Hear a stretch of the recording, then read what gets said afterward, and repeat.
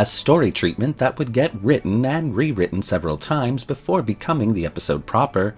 This Side of Paradise would become a fan favorite Spock episode. But what do we know about this topsy-turvy episode? Well, today we'll find out. Hello and welcome to Backtrek, a web series that focuses on the background information of any given topic in Star Trek. In this episode, we're taking a look at the Star Trek The Original Series episode, This Side of Paradise, to better understand its place in Star Trek history. As originally set out, This Side of Paradise was a very different episode than the one we actually got. This Side of Paradise was written by Gerald Allen Soule Sr., who was simply known as Jerry to the production staff of Star Trek, and it would have been a Sulu-centric episode. In Jerry's original draft, first titled Power Play, and then The Way of the Spores, Lieutenant Sulu would be infected by the spores and was to fall in love with the Eurasian beauty Layla.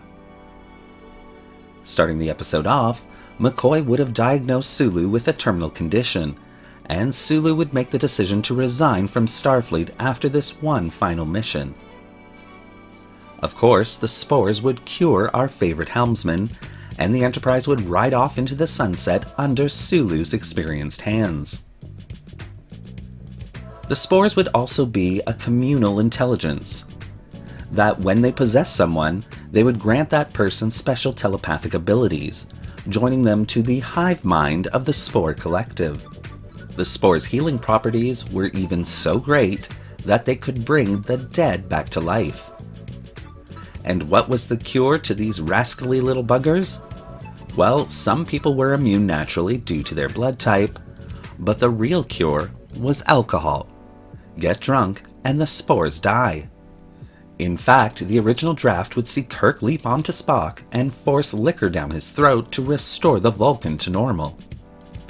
And then, in the surprise ending, the spores would be revealed to be benevolent, conscious entities who never intended to act against anyone's will. An entire species killed off by our intrepid, drunken crew.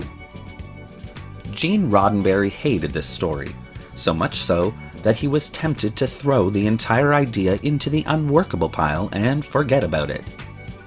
But because of money already spent on it, and the time crunch that the show was under, he would be convinced otherwise, turning the script rewrite over to none other than Dorothy D.C. Fontana, with the caveat, "If you can write this script, you can be my story editor."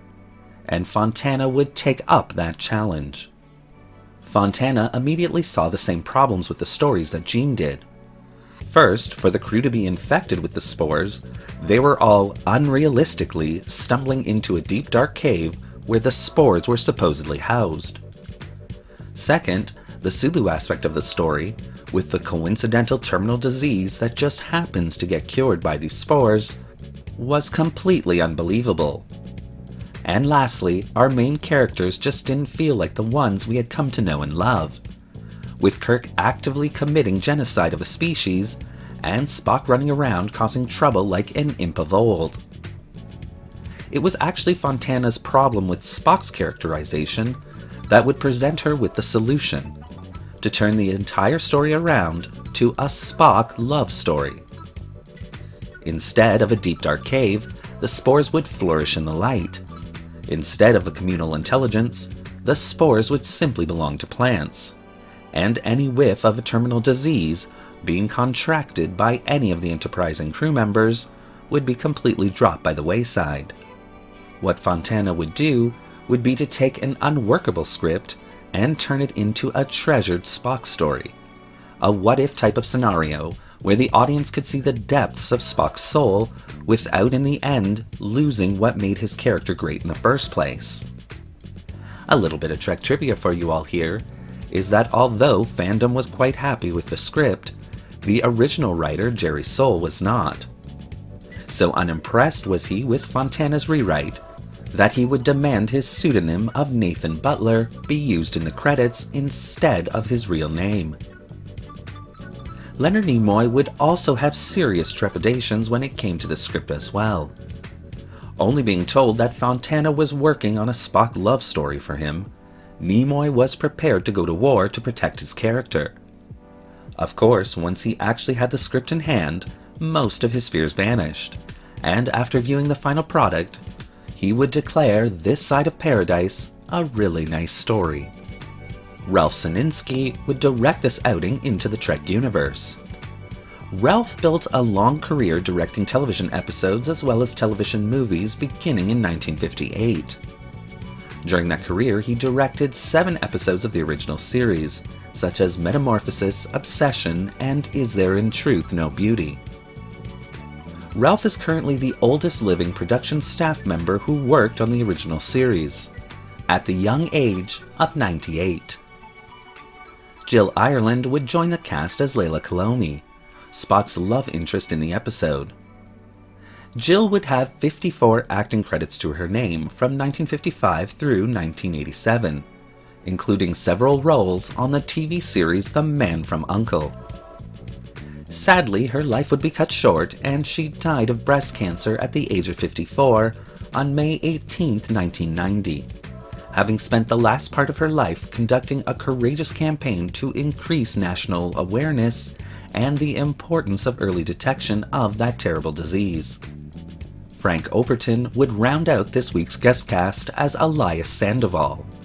Frank had 84 acting credits to his name, appearing in such shows as Bonanza, 12 O'Clock High, and The Defenders.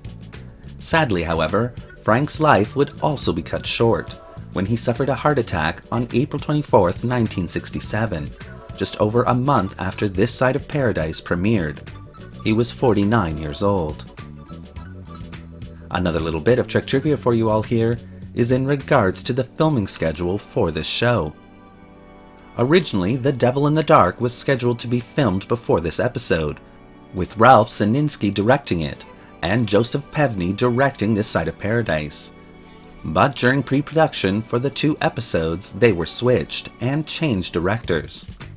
This was due to the producer Gene Coon's assumption that Devil in the Dark would be a tough assignment for a first-time Trek director. This Side of Paradise was also elevated by its on-location shoots. The large open meadow seen in several sequences is in Malibu State Park in Southern California. It's the same spot where the hunt in the cornfield took place in Planet of the Apes, and was also extensively used in the series Gunsmoke. The famous scene where Spock was dangling from the tree would come directly from the shooting location, as in the original script, Kirk was to have found Spock kissing Layla by the stream. But when the director saw the tree, he changed the entire scene so that Spock would use the tree to hang off of, shocking Kirk in a very different and unexpected way, a decision that really worked well for the episode. As previously stated, fandom ate up this episode, cementing their love for Spock once and for all. And the love for this episode would push the Star Trek powers that be to write more stories about Spock, like Amok Time and Journey to Babel, the latter of which was also, of course, written by DC Fontana. And finally, one last little bit of Trek trivia for you all here is a fun one. While filming the episode, Leonard Nimoy flubbed his line about the plants acting as a repository for thousands of spores.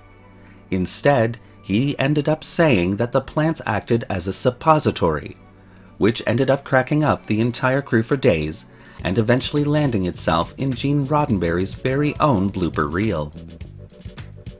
This Side of Paradise would put a human face once and for all on our Vulcan friend. And although this episode would rarely make it into anyone's top 10 lists, its importance to Star Trek lore cannot be overstated, earning this episode its place in Star Trek history. Captain's log, stardate 3417.3, Omicron Ceti 3. We had expected to find no survivors. These people shouldn't be alive. Is it possible that they're not? This is Leila Kalomi, our botanist.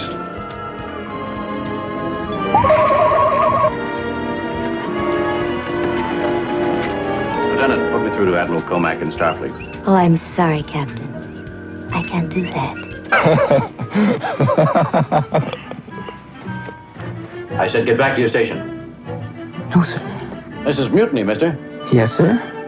Mr. Spock, Yes, what did you want? we're evacuating. No, I don't think so. You mutinous, disloyal, computerized half-breed. We'll see about you deserting my ship.